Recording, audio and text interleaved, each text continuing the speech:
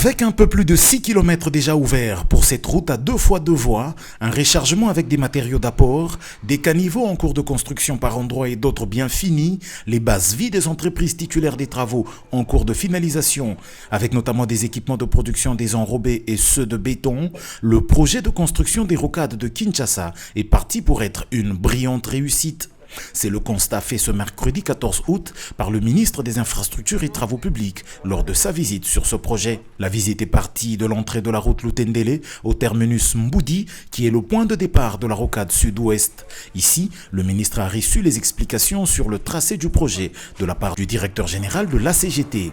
Nico Nzaounzaou a mis en avant la principale contrainte qui pèse sur ce projet, à savoir les expropriations pour l'obtention d'une emprise suffisante.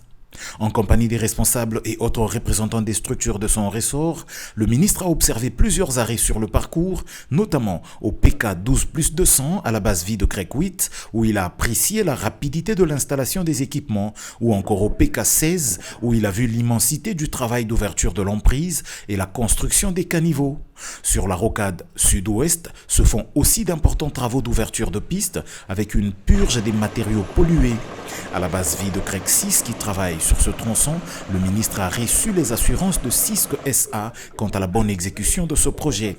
Ici, on remarque que certains riverains s'étant approprié le projet cassent déjà par eux-mêmes les murs de clôture pour céder la place à la prochaine route.